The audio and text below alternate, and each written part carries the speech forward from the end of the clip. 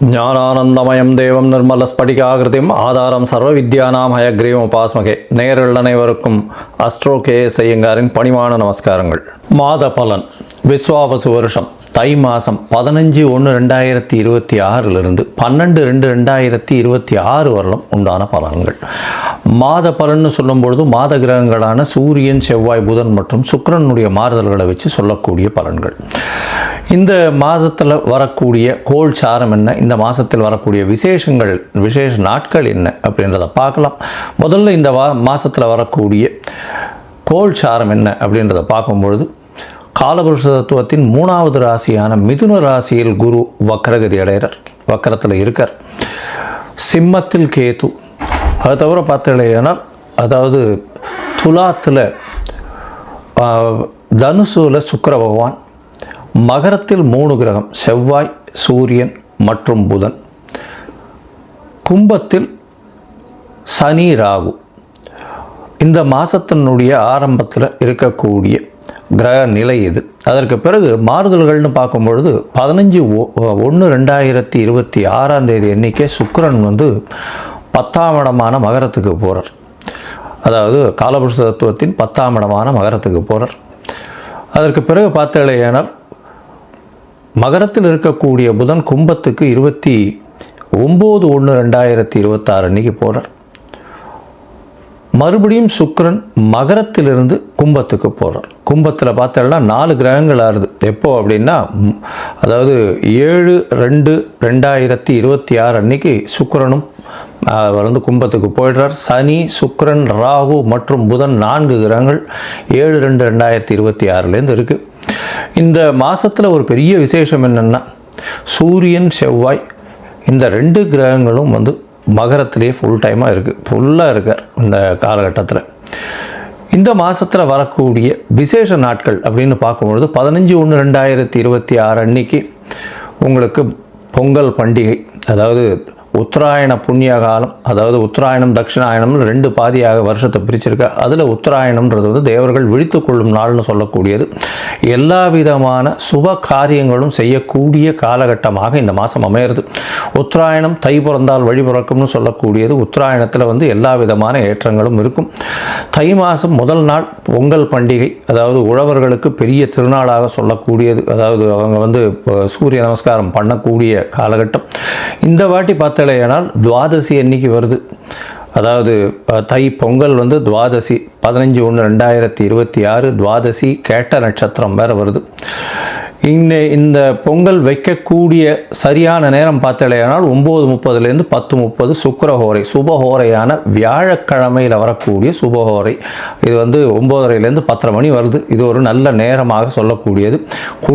குளிகை நேரமாக இருந்தாலும் இது ஒரு நல்ல நேரம். குளிகை நேரம் நல்ல சம்பவங்கள் நடக்குமே ஆயின் அது மறுபடியும் வரக்கூடிய வாய்ப்புகள் மிகவும் அதிகம். அதனால் பொங்கல் பானை வைக்கக்கூடிய நல்ல நேரம்னு சொல்லக்கூடியது காலை 9:30 10:30 மணிக்குள்ளே வைக்கிறது ரொம்பவுமே சிறந்தது. இந்த காலகட்டத்தில் உங்கள் எல்லாருக்கும் என்னுடைய பொங்கல் நல்வாழ்த்துக்களை சொல்கிறேன். நல்லபடியாக இருங்கோ.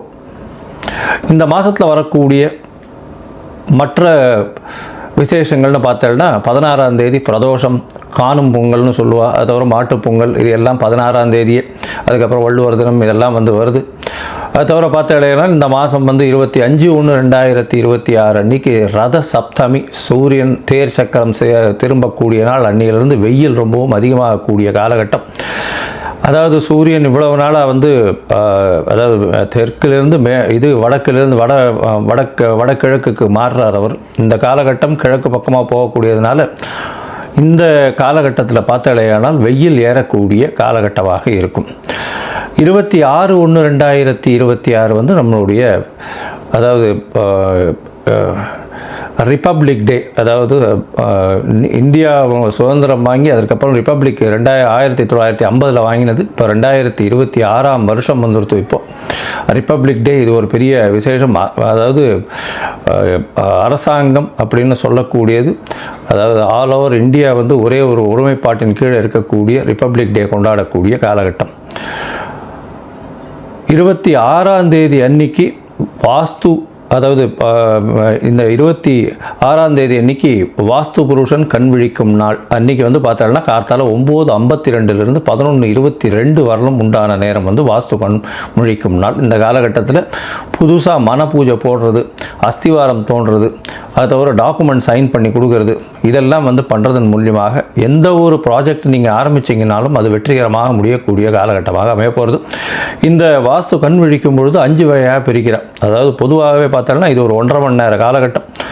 18 நிமிஷமாக 5 மணி நேரமாக பிரிக்கிறேன், 5 வகையாக பிரிக்கிறேன். அதாவது வாஸ்து புருஷன் கண் விழித்து அவருடைய காலை கடன்கள் செய்யக்கூடியது, பிறகு குளிக்கக்கூடிய ஒரு 18 நிமிஷம், அதற்கு பிறகு போஜனம் செய்யக்கூடியது, அதாவது அதற்கு பிறகு வந்து பூஜை செய்யக்கூடியது, பிறகு போஜனம் செய்யக்கூடியது, அதற்கு பிறகு தாம்பூலம் தரிக்கக்கூடியது.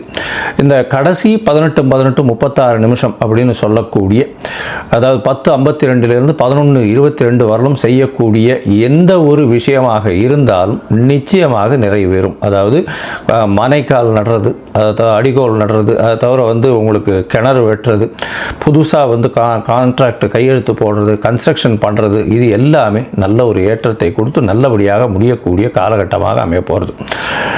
இந்த மாதம் பார்த்தாலேயானால் பௌர்ணமி வருது. அதாவது மிகப்பெரிய விசேஷம். தை பௌர்ணமி அப்படின்றது வந்து மிகப்பெரிய ஏற்றமான காலம். தை அமாவாசையும் பெரிய விசேஷம். ஏன்னா உத்தராயண புண்ணிய காலத்தில் வரக்கூடிய முதல் அமாவாசை தை அமாவாசை 18/1/2026 தை அமாவாசை. பித்ருக்களுக்கு செய்ய வேண்டிய கர்மாக்களை செய்கிறது உங்களுடைய சந்ததியினரை நல்லபடியாக வழியேற்றி செல்லக்கூடும். அதனால் நல்ல ஒரு ஏற்றத்தை கொடுக்கக்கூடிய நாள். அதாவது அது வந்து அந்த திதியில் வந்து வேறு எந்த ஒரு விஷயங்களையும் செய்யாமல் பித்ருக்களுக்கு திதி கொடுக்கறது மட்டும்தான் செய்யணும். புதுசாக எதையும் ஆரம்பிக்கிறது அந்த மாதிரியான விஷயங்கள் பண்ணக்கூடாது. இது வந்து 18/1/2026 வருது.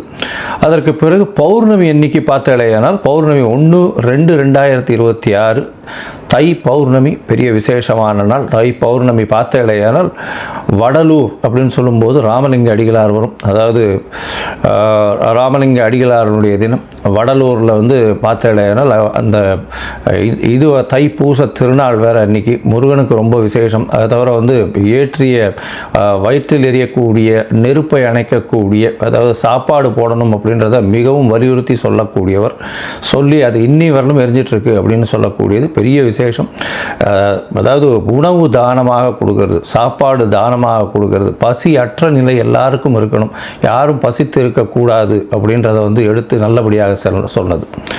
சரி, இந்த மாதம் அதாவது தை மாதம் ஒரு ராசிக்கும் என்ன வகையான மாற்றங்கள் ஏற்றங்கள் இருக்குது அப்படின்றத பார்ப்போம். அதற்கு முன்னாடி என்னுடைய மொபைல் நம்பர் கீழே ஸ்க்ராலிங்கில் போயின்னு இருக்கோம். உங்களுக்கு அஸ்ட்ராலாஜிக்கல் கன்சல்ட் வேணும்னா எனக்கு காண்டாக்ட் பண்ணுங்க.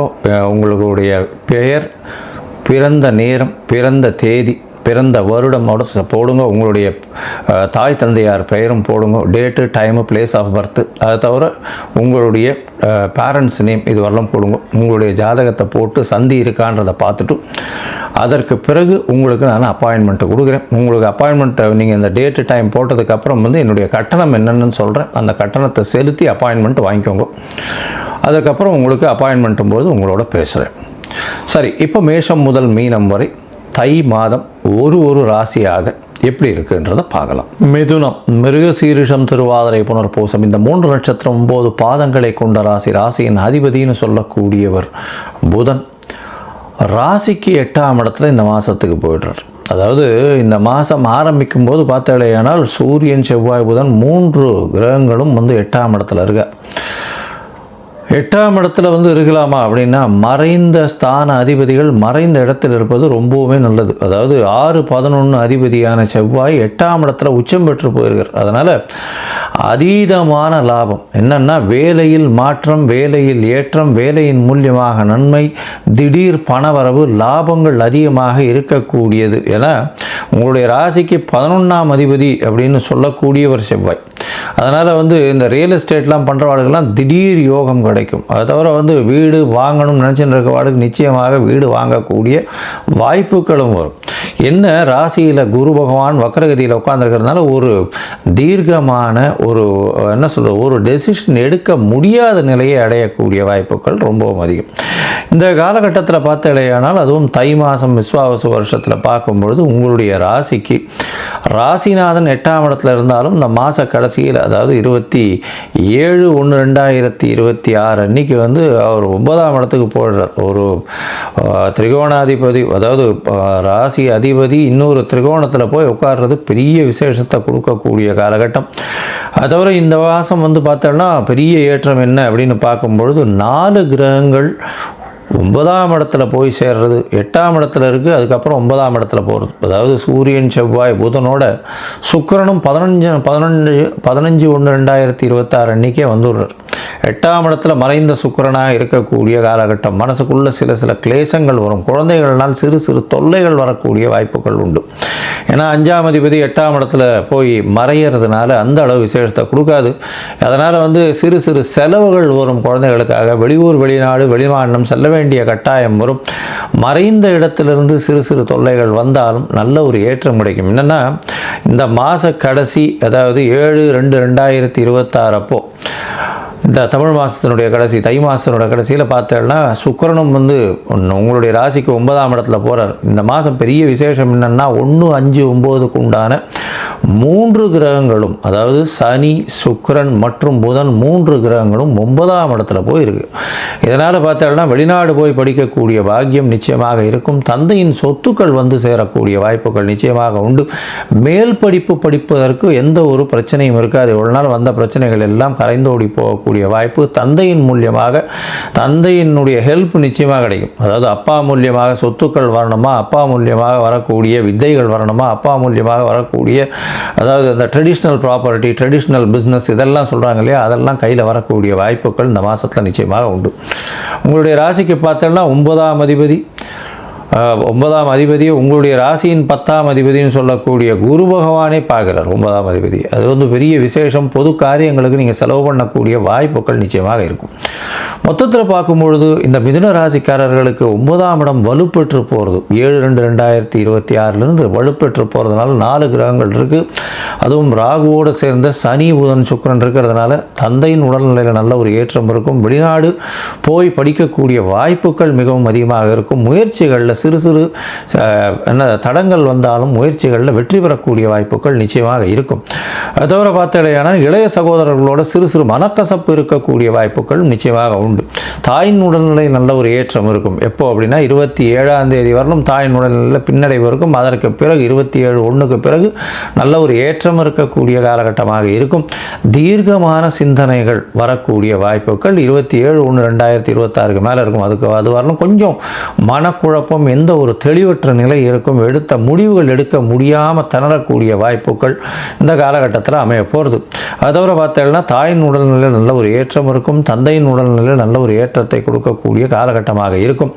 உங்களுடைய ராசிக்கு வெளிநாடு போய் படிக்கக்கூடிய வாய்ப்புகள் நிச்சயமாக இருக்கும். மேற்படிப்பு நிச்சயமாக இருக்கக்கூடிய காலகட்டம். மறைந்த செல்வங்கள் வரக்கூடிய காலகட்டம். ரியல் எஸ்டேட் மூலியமாக நல்ல ஒரு ஜாக்பாட் அடிக்கக்கூடிய வாய்ப்புகள் நினச்சி பார்க்க முடியாத நேரத்தில் தடால்னு வரக்கூடிய வாய்ப்பு. நிலம் சம்பந்தம் அதை தவிர வந்து இந்த பூமி சம்பந்தமாக வியாபாரம் பண்ணுறவாளுக்கெல்லாம் பெரிய ஏற்றம் கிடைக்கும். இந்த காலகட்டத்தில் பார்க்கும்பொழுது அதாவது போட்டிகளில் வந்து நிச்சயமாக வெற்றி வரும். போட்டித் தேர்வின் மூலியமாக வெளிநாடு வெளியூர் போகக்கூடிய பாக்கியம் நிச்சயமாக கிடைக்கும்.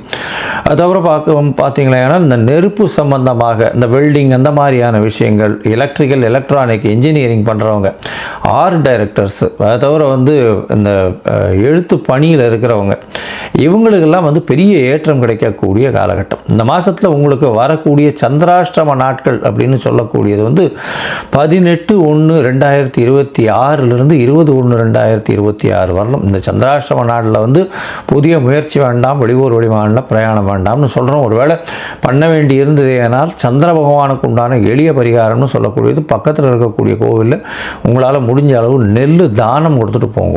அது பண்ணிட்டு போன இல்லையானால் கண்டிப்பாக சந்திராஷ்டமத்தின் தாக்கம் குறையும். சரி, இந்த மாதம் வந்து நீங்கள் ஹயக்ரீவரை போய் வணங்கிட்டு வாங்க. தை மாதம் வேறு. இப்போ வந்து பசங்களுக்கெல்லாம் வந்து ஆனுவல் எக்ஸாம் வரக்கூடிய காலகட்டம். மார்ச்சில் வந்து ஆனுவல் எக்ஸாம் வந்துடும். அதனால் இப்போ முதல்ல உத்தராயணம் பிறக்கும் பொழுதே போய் ஹயக்ரீவரை போய் சேவிச்சுட்டு வாங்கோ. ஹயக்ரீவர் சேவிச்சுட்டு வந்து கல்விக்கே வந்து அவர் தான் வந்து குருவாக சொல்லப்பட, சரஸ்வதிக்கே குருவாக சொல்லக்கூடியவர். அதனால் ஹயக்ரீவர் கோவில் செட்டிப்புண்ணியமில் இருக்குது, போயிட்டு வாங்கும். திருவையீந்திரபுரத்தில் இருக்குது, போயிட்டு வாங்கும். அது போயிட்டு வர்றதன் மூலியமாகவும் அங்கே ஒரு ஏலக்காய் மாலை போட்டு வர்றதன் மூலியமாகவும் உங்களுக்கு வரக்கூடிய வந்த எந்த பிரச்சனைகளும் நிச்சயமாக சூரியனை கண்ட பனி போல விலகி செல்லக்கூடும்.